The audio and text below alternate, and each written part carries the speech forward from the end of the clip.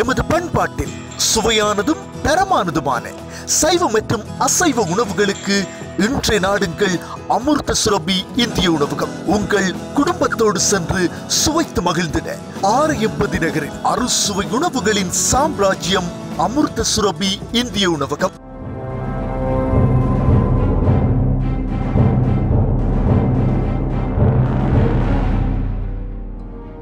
பேட்டி நியூஸ் இணையதளத்தினுடைய பார்வை சிறப்பு நேர்காணல் நிகழ்ச்சியினூடாக நாங்கள் இன்றைய தினம் முக்கியமான ஒருவரை இணைத்திருக்கின்றோம்.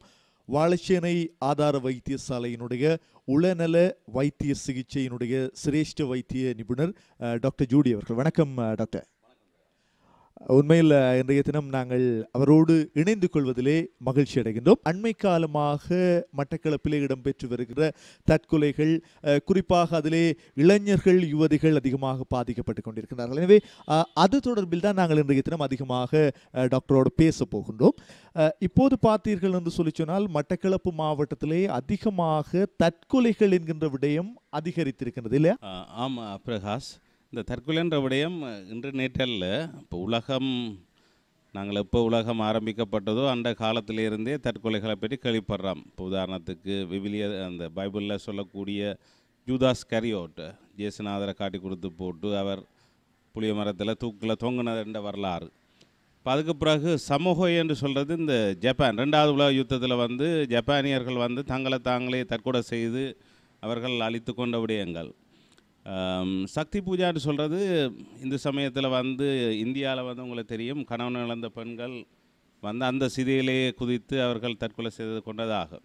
இப்படி உலக வரலாறு இப்போ நாங்கள் கம்பராமாயணங்கள் அல்லது வான்மிகி சிவக சிந்தாமணி இதுகள் எல்லாத்திலையும் எடுத்து பார்த்தாலும் தற்கொலைகள் நடந்த உலக வரலாறுகள் நிறையவே இருக்குது. இப்போ சரி, இப்போ நாங்கள் இலங்கையை பொறுத்தவரையில் அதுவும் குறிப்பாக வடக்கு கிழக்கு இப்போ நாங்கள் வேலை செய்கிற மட்டக்களப்பு எடுத்தால் யுத்தத்துக்கு முன், யுத்த காலம், யுத்தத்துக்கு பின்னண்டு நாங்கள் இந்த 3 விதமாக பார்க்கலாம். இந்த 3 விதமாக பார்க்கக்குள்ள தற்கொலை வீதம் என்று கணிக்கிறது 1 லட்சம் பேரில் இத்தனை பேர் தற்கொலையில் செத்தார்கள், அதுதான் தற்கொலை வீதம்.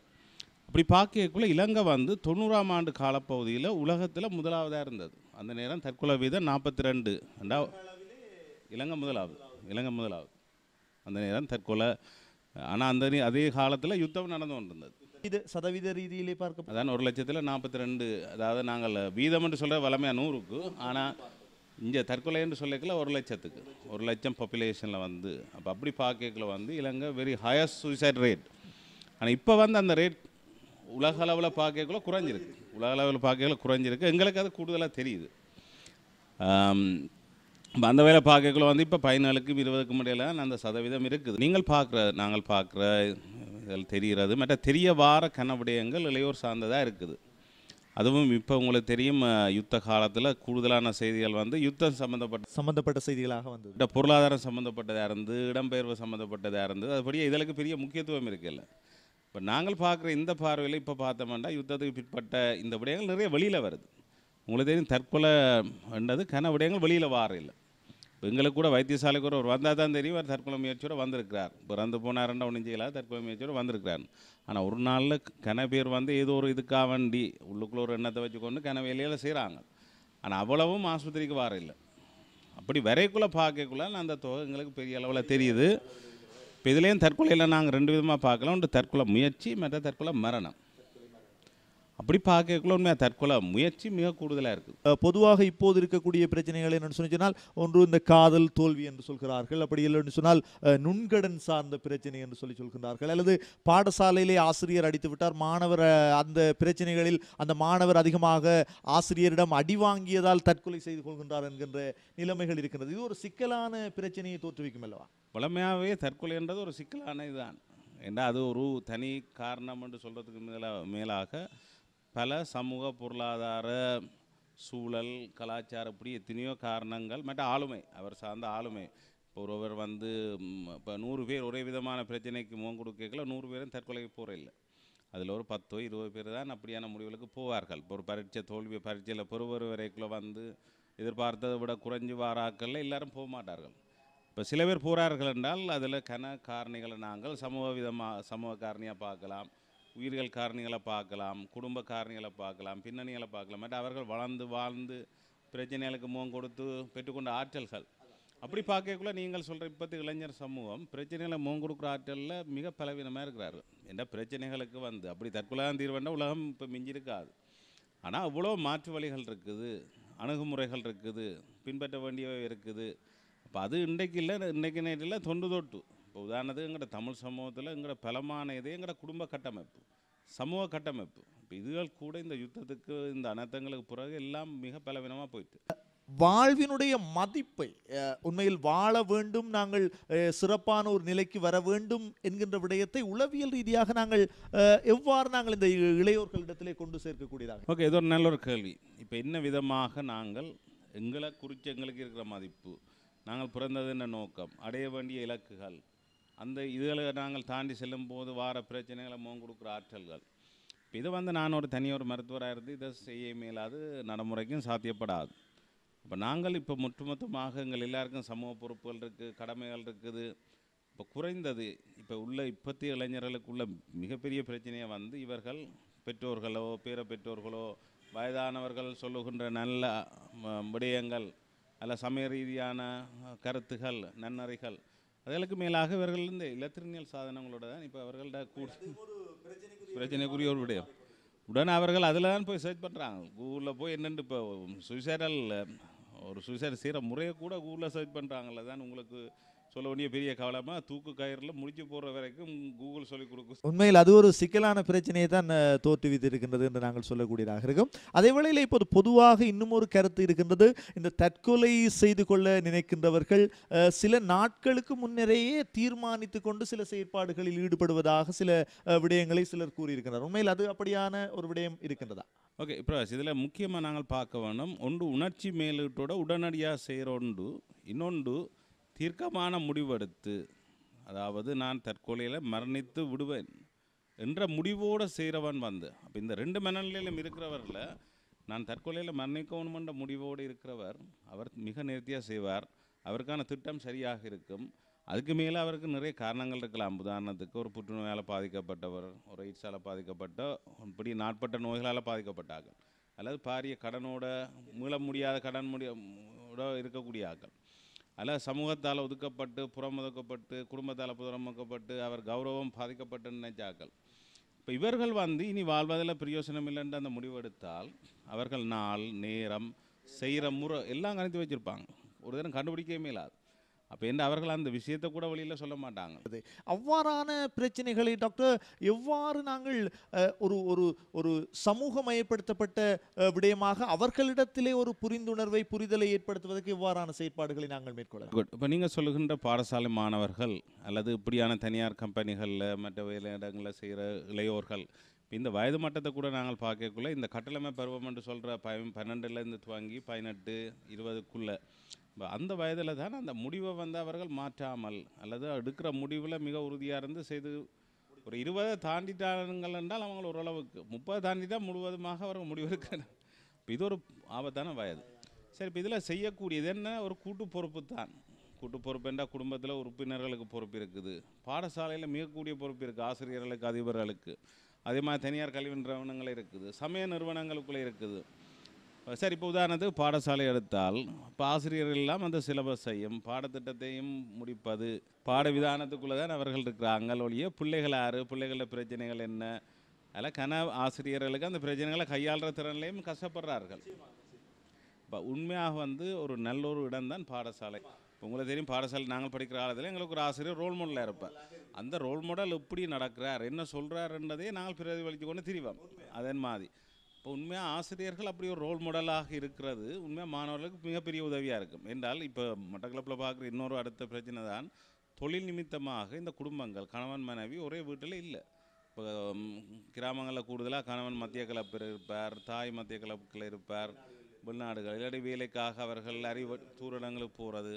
இப்போ இந்த சூழல் கூட அந்த பிள்ளைகளுக்கு வாய்ப்பாக இல்லை. இப்போ நீங்கள் எங்கள் ஊரில் வந்து பாருங்கள், ஒருவன் தற்கொலை என்றால் அவன் சின்னலேருந்தே அவன் முதல் வெட்டுற பழக்கம். இப்போ வலது கை பழக்கம் உள்ளவனுக்கு இடது கையை தூக்கி பார்த்தால் இங்கேருந்து முழுக்க வெட்டி தான் வச்சுருக்காங்க.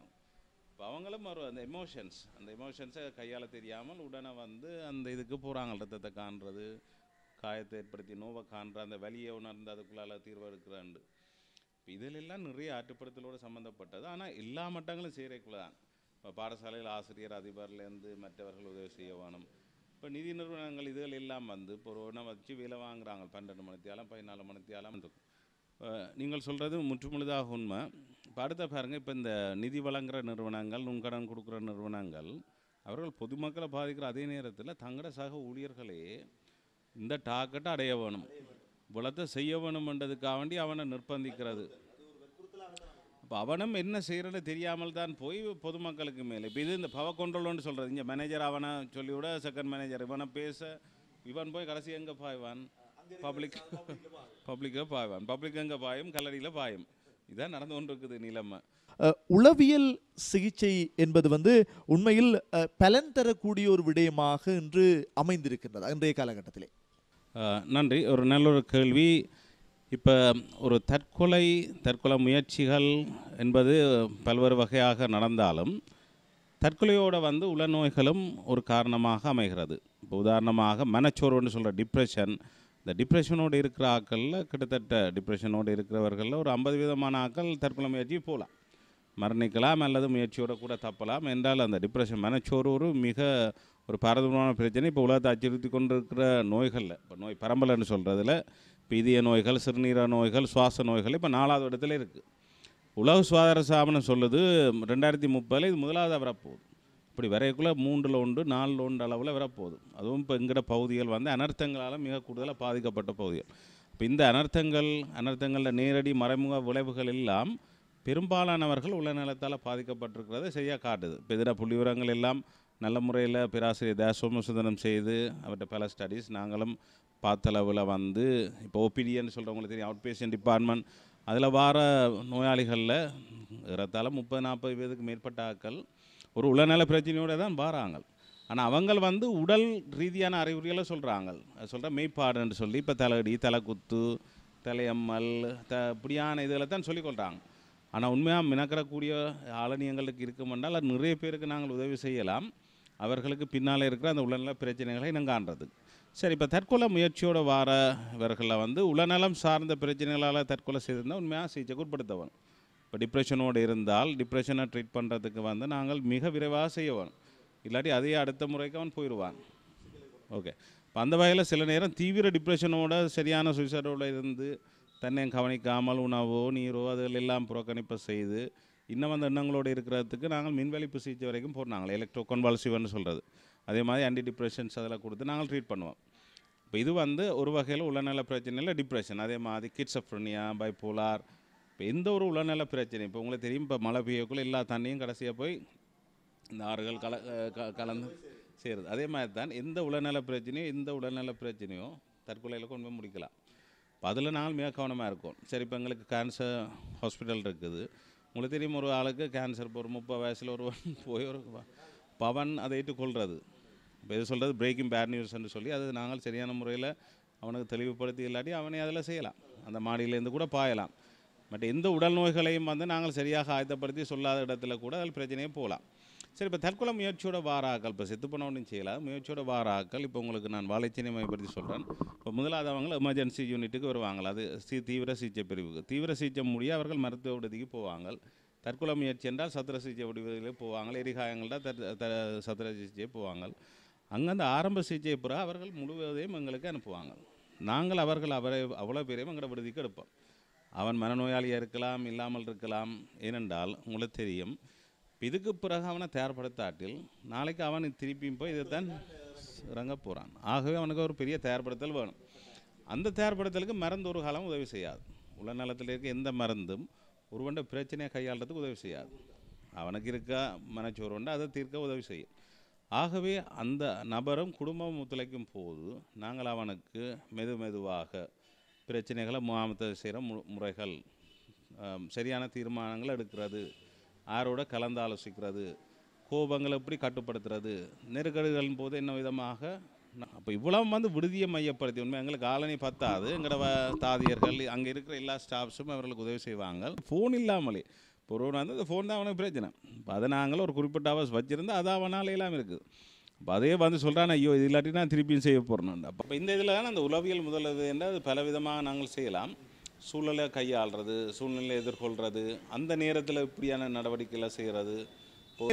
இந்த விழிப்பூட்டலை நாங்கள் பாடசாலை மட்டங்களில் இருந்து கொண்டு செல்வதற்கு ஏதேனும் நடவடிக்கைகள் எடுத்தால் பொருத்தமாக இருக்குமா? உண்மையில் அதுக்கு இங்கு இருக்கக்கூடிய வடகிழக்கு மாகாணங்களிலே இருக்கக்கூடிய கல்வி திணைக்களங்கள், அதனுடைய உயர் அதிகாரிகள் அவ்வாறான செயற்பாட்டை முன்னெடுப்பது பொருத்தமாக அமையும் என்று நீங்கள் நினைக்கிறீங்க? நீங்கள் சொல்கிற நான் நினைக்கிறேன், அந்த பிரைமரி ப்ரிவென்ஷன் இல்லை சைக்காலஜிக்கல் ஃபர்ஸ்ட் எய்டுக்கு நல்ல ஒரு இடம் ஸ்கூலில் வந்து கட்டாயமாக இப்போ உளவியல் அங்கே எல்லாம் கவுன்சிலர்ஸ் அதுன்னு சொல்லி டீச்சர்ஸ் எல்லாம் இதன்றாங்க. இன்னும் வேலைக்கு அதுக்குரிய சரியான வழிகாட்டல், கெப்பாசிட்டி பில்டிங், தொடர்ச்சியான இதுகள் நிறைய வேணும். இப்போ அதுலேயும் பாடசாலையின் பழைய மாணவர்கள், நலன் விரும்பிகள், அவர்களும் என்ன அந்த பாடசாலையின் கௌரவம் அதுகளென்று சொல்லி சில விஷயங்களை வச்சுக்கொண்டு உடனடியாக அந்த அதானே பாருங்க எஸ் லெவலில் கையாண்டு இப்போ வகுப்பாசிரியர்னா வகுப்பாசிரியர் தான் கையாண்டு போட்டு விடணும்.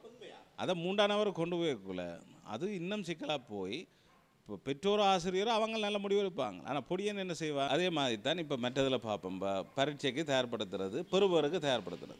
இப்போ இல்லை ஆசிரியர்களும் மூளை வழி லெவலன்று சிலபஸை வடிவாக பாஸ் பேப்பர், மாடல் பேப்பர் எல்லாம் செய்கிறாங்க.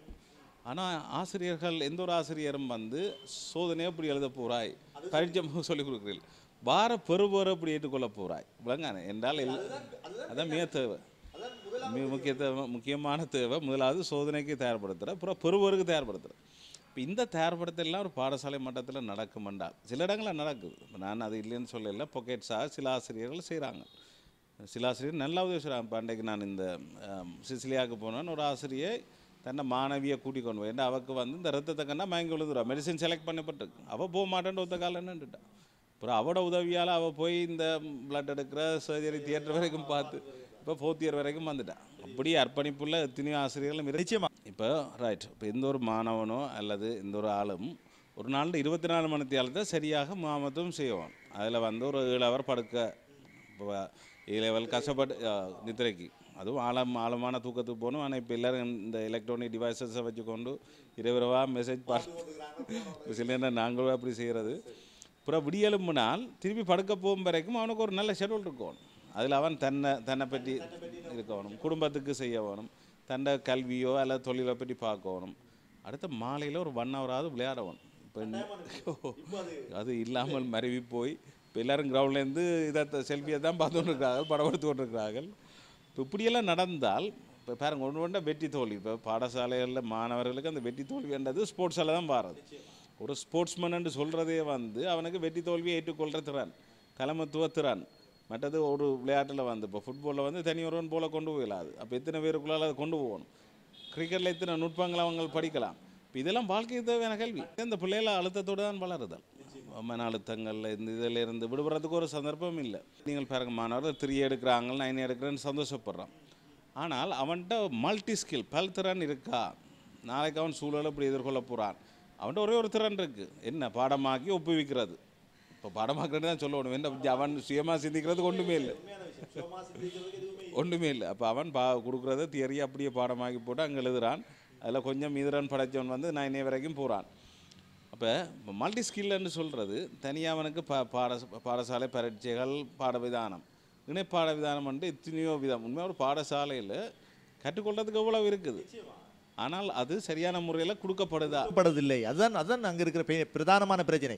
இப்போ தான் நாங்கள் கவுன்சிலிங், இந்த சைக்காட்ரின்னு பார்க்குறோம். அந்த காலத்தில் கொண்டு இருக்கு. வீட்டில் இருக்க அப்பா அம்மாவும் பாட்டி தான் பெரிய கவுன்சிலர். புராண கதைகள், இதிகாசம். அப்போ அவங்கள் சொல்கிறதுகள் எல்லாமே எங்கள்ட வழிகாட்டல். பட் அவங்கள் 90 வயசு வரைக்கும் வாழ்ந்தாங்கள் என்றால், இப்போ எனக்கு நல்ல ஒரு உதாரணம் இப்போ ஞாபகம் இருக்குது. கல்முனையில் வேலை செய்த நேரம் ஒரு ஓலைவலுக்கு பிறகு தற்கொலை முயற்சியோடு வந்த பேத்தியை அம்மாக்காரி கூட்டி வந்தது. அவள் 85 வயசு. இப்போ ஃபெயில் விட்டுன்னு தான் அவன் தற்கொலைக்கு போனது. இப்போ அவன் வந்து சொன்னான், ஐயா இங்கே பாரு, நான் இப்போ எங்கே போனாலும் கை நாட்டு தான் 2 போட்டு காட்டினான். ஆனால் ஒரு நாளைக்கு 800 ரூபா உழைக்கிறான். என்னண்டு கிடுகு, பாய், பெட்டி. இப்போ இவளுக்கு சோதனை எழுதிட்டு நான் சொன்னேன், நீ அதை ஒன்றும் யோசிக்க தேவையில்லை, நீ என்னோட சேர்ந்து இதை பழகு, இதை உனக்கு. ஆனால் இவள் போய் இப்படி செய்திருக்காள். அப்போ நான் என்ன சொல்கிறேன்னா, அவர்கள் எந்த நம்பிக்கையில் இருந்தாங்க, இப்போ அவங்க தங்கள்கிட்ட இருந்த திறமைகளை வளர்த்து கொண்டாங்க. பெட் நியூஸ் இணையதளத்தினுடைய பார்வை சிறப்பு நிகழ்ச்சியினூடாக இன்றைய தினம் எங்களோடு இணைந்து கொண்டிருந்த உளநல வைத்திய நிபுணர் டாக்டர் ஜூடி அவர்களுக்கு நாங்கள் விசேடமான நன்றிகளை சொல்ல வேண்டும். என்று சொன்னால் நிறைய பல கருத்துக்களை இந்த இடத்துல எங்களுக்காக அவர் முன்வைத்திருந்தார். அதே நேரம் அவருடைய நேரம் பொன்னானது, அந்த நேரத்தை எங்களுக்காக ஒதுக்கி இருந்தது உண்மையில் பெரிய ஒரு விஷயம். நாங்கள் இந்த இடத்துல அவருக்கு நாங்கள் பெட் நியூஸ் இணையதளம் சார்பாக எங்களுடைய விசேடமான நன்றிகளை நாங்கள் இந்த இடத்துல அவருக்கு தெரிவித்துக் கொள்கிறோம்.